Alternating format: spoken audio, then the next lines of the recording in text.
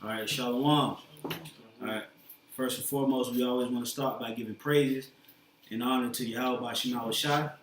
Also, we want to make sure we give double honors to the apostles and the elders up at Great Millstone who continue to push out the truth and guard the flock with all sincerity and peace and many blessings to the Akim that continues to push out this truth throughout the four corners of earth in truth and sincerity. Okay, we're the brothers here at GMS Atlanta, and we wanted to go into a topic of basically how riches profit not in the day of wrath. Okay, because as we understand how this truth is growing, and we understand that from a day to day, it could be a new brother that just has been awakened to the truth. Okay, and we have to continue to revisit certain topics and put out that energy, of how you're supposed to deal in this truth. And one of the things that we wanted to go into was about basically storing up food. If you feel like you need to store up some money or anything that's dealing with the physical aspect of the downfall of Babylon and what you should do, we want to just go into that and show you how you should deal with it in the spirit. Okay, so we're going to start with Proverbs 11 and 4. And this is Proverbs 11, verse 4. It says, riches profit not in the day of wrath. The scriptures say, riches profit not in the day of wrath. Okay, so what is the day of wrath? Pursuant to Jeremiah 30 and 7, that is the time of Jacob's trouble. Okay, in that hour of temptation. So you can store up gold, you can store up Federal Reserve notes. You can have an abundance of $100 bills, $50 bills, $20 bills, but it will profit you not. Okay, why? Because the RFID microchip is going to be implemented in that day of wrath. So that dollar is not going to hold any value. Okay, it's continually spiraling downward. Okay, every day, every time that we take a breath, the dollar is being devalued, man. Okay, all these other nations and these other countries, they continuously removing themselves from even dealing with the dollar. Okay, so riches profit not in the day of wrath. Go ahead. It says riches profit not in the day of wrath, but righteousness delivereth from death. That's right. But righteousness delivereth from death. And what is righteousness? Having this truth embedded into your mind. Okay, like it tells you in Isaiah 33 and 6. Okay, wisdom and knowledge shall be the stability of thy time and strength of salvation. Okay, so what you have obtained during your journey in the truth, that's what's going to stabilize you. Not having a damn safe and putting oodles and noodles into a damn shed in your backyard. If I can say something too, and what you gotta understand too is certain premises that you or certain quarters that you're dwelling amongst will definitely be temporary, man.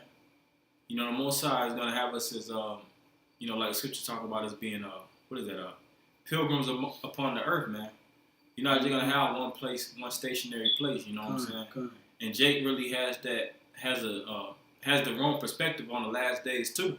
They think that you're gonna be in one damn cabin, and in 3-4 months that you're gonna be chilling out eating goddamn burgers and grilling spam or whatnot. And after that, the kingdom of heaven is gonna rise.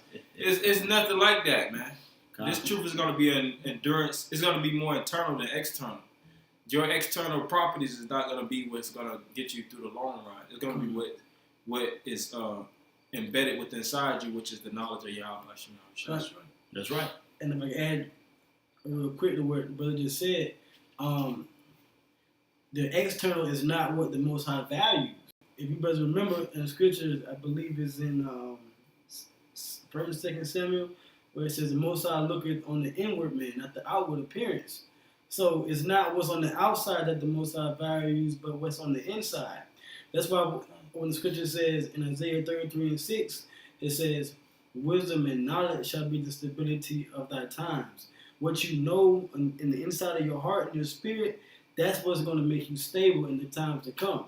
Not whether or not you have enough food stored up, not whether or not you have enough money in the bank. There's going to be runs on the bank, and as brothers bring out, there's going to be a 6'6" cracker with a size 16 boot waiting to kick you in your ass, and saying you can't come to this bank because guess what?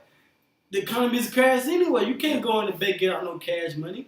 Like the brother brought out, the chip would be out there at that time.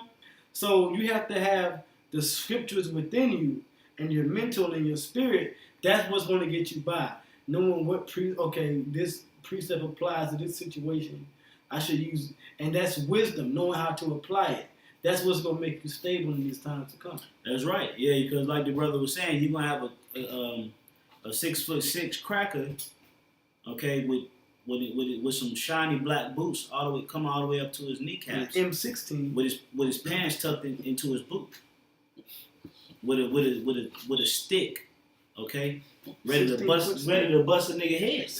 Do you think you could get that cracker $100 and say, hey man, listen man, I'm an American citizen, man. Mm-hmm. Okay, I was born and raised here. My father, he worked in he was in the Iraqi. Yeah, he was in with the GM Motors. He served in the Iraqi war in Vietnam.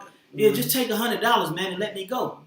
Man, cracker gonna take that shiny ass boot, man, and stuff it right up in your ass, man. That's right. Okay? So none of that stuff matters, man. The only thing that's gonna spare you is having the wisdom and knowledge of Yahweh Shema Shai. Okay, you had this precept? Yeah, it was a precept for what I read in Proverbs 11:4. Huh. Because it talked about the day of wrath, but I'm going to read a little bit before that and I'm going to go into it. This is Zephaniah chapter 1, verse 13. It says, therefore, their goods shall become a booty, and their houses a desolation. They shall also build houses, but not inhabit them, and they shall plant vineyards, but not drink the wine thereof. That's right. The great day of the Lord is near, it is near, and hasteth greatly, even the voice of the day of the Lord. The mighty man shall cry there bitterly. Right. Verse 15. See that? The scriptures say what? The mighty man shall cry bitterly. Why would the mighty man cry bitterly? Because they don't have the knowledge and understanding of Yahweh Shema Shai. Okay, so I can, don't get into that doomsday prepper spirit. Don't get into that, I'm going to save up a couple of dollars, or I'm going to put some money into some gold, or, at the end of the day, if you want to get gold or whatever, there's nothing wrong with that. But don't put your trust in that. Don't think that that's what's going to, help you get by, so to speak. The only thing that's going to get you through these times is having that wisdom, that protective hedge from Yahweh Shema Shai. Okay, because if you're not a part of the elect at the end of the day, you're done. Yeah. You're done. Okay, so if you have this thing, if you have this truth, and you're in good standings going into that time, don't fold, man. Don't give it up. Okay? Don't go, you didn't see all these different dudes that so-called been a part of GMS come up against the elders and the apostles, talk crap, scoff, right? You done seen all of this, and you done went through all of that. You didn't get caught up in no demons, but then when the time of Jacob's trouble come, you get carried away, all because you ain't focusing on the scripture. Don't lose your crown over that, man. Okay? Don't lose your crown over being simple, man. Just always reflect on scriptures, Akim. Okay? This thing that we're involved with, this thing is spiritual. It's nothing. You got it. And I was going to say a main movie which we always bring out repetitiously is the movie The Book of Eli. When you watch The Book of Eli, Eli himself, he was a man of low resources. He wasn't a favorite amongst the citizens in that time of scarcity. But what did he have that no other person had? That was his main source of value, or his main source of spirit. It was the scriptures, man. That was how he survived through the good and the ugly, man. He really had, like you say, he had the least resources, but spiritually he had the most power out of them all. Yep. When everything was crumbling before his eyes, he always reverted back to the knowledge of Yahweh Shema Shai. Yep. That was his power. The Book of Eli, that that was the book that he valued. So that's the same thing with us. God. Yep, Eli, which goes back to the word Allah, Mm-hmm. which means power. So that's Book gonna of be God. the book of God. Yeah. That's gonna be the same thing where we gotta rely our faith and our full dependence upon. That's right. Because everything else is gonna be, you know what I'm saying, gonna be secondhand. It may help you temporarily sustain food or whatnot, but this is gonna be the food. And you know, we had a light pre conversation about it. You know, just like when you read about Exodus and different aspects of when our nation was going through times of turmoil, we always reverted back to the scriptures, and Yahweh Shah provided substance to help us through phenomenal or miraculous different ways, man. That's right. The manna. I got that precept right here. Where you got to bring it out. All right, this is Exodus 16:10. And it came to pass, as Aaron spake unto the whole congregation of the children of Israel, that they looked toward the wilderness, and behold, the glory of Yahweh appeared in the cloud. And the Lord spake unto Moses, saying, I have heard the murmurings of the children of Israel. Speak unto them, saying, At even ye shall eat flesh, and in the morning ye shall be filled with bread, and ye shall know that I am the Lord Yahweh your power. And it came to pass that at even the quails came up and covered the camp, and in the morning the dew lay round about the host. That was the Most High giving the provisions for miracle, the nation of Israel. Because faith was low and substance was low. But the men that endured, the Lord provided. Because the Most High is ultimately testing your faith. Mm-hmm. You know what I'm saying? It's easy to be deemed one of the elect if you just through your role you eating good every day. You know what I'm saying? And you just living fabulously. But the Most High is not trying to elect in that aspect. He's trying you through suffering. The apostle elders is always brings out the point that the men of the Lord are made perfect through suffering and trials, man. So that's how the Lord's going to try us. He's going to try us through starvation. He's going to try us through lack of resources, lack of riches. Because those things don't make you. Yeah, if I could say too, hey, sometimes lack of companionship. You may have a brother, they used to having a companion. They used to having a help me. Yahweh Shah, he could try you, you know, in the aspect of not having that companionship that you used to. Mm-hmm. Whether it's a brother or your woman. Yeah, whether it's whether it's a brother or your woman, man. You know, because you got certain brothers that live amongst each other, and you got certain brothers that live by themselves, and you got certain brothers that live amongst their women. The Yahweh Shah could possibly try you without that what you used to. He's going to try you in an area in which you're not used to dealing. Okay, so don't get too caught up in, like I say, you know, into that doomsday prepper, and you know we should you know, like we should, like you got certain Israelites out here talking about suing the state, and you know it's like, come on, man, y'all, your mind gotta be on point, man. That's when you're abusing the word and not using it correctly, as the scriptures say. Like, I mean, if it work, it work. But if you gotta struggle with it, yo, just leave that aspect alone. Right? It's like, yeah, you need to sleep over that kind of stuff, man. But, right? Yo, you gotta learn how to. Jay gotta learn how to catch the hell, man. You gotta learn how to catch your hell and endure. Because guess what? You're gonna be able to sue the government when everything is cut off. Now, it was a couple weeks ago, maybe about a week or two ago. Remember I think it was like a pipeline bus between like Georgia, Tennessee, Alabama, whatever. Yeah. They had to go without gas and oil and all of that. Mm-hmm. Time about that is coming. You gonna sue the state? That's right. Well, you got Hurricane Matthew. That just swept through the Caribbean Sea, through Haiti and Jamaica, and it's gonna make its way up through the eastern coast of Florida up into Georgia and South Carolina, and southeastern. Yes. Okay. So what you gonna do then? Okay. You know you gotta sit there and be like, hey man, I'm gonna have faith. I'm gonna ride it out. That's right. Mm-hmm. Okay. Now I'm gonna finish up this precept. I got something. All right, I'm gonna finish it up. This is verse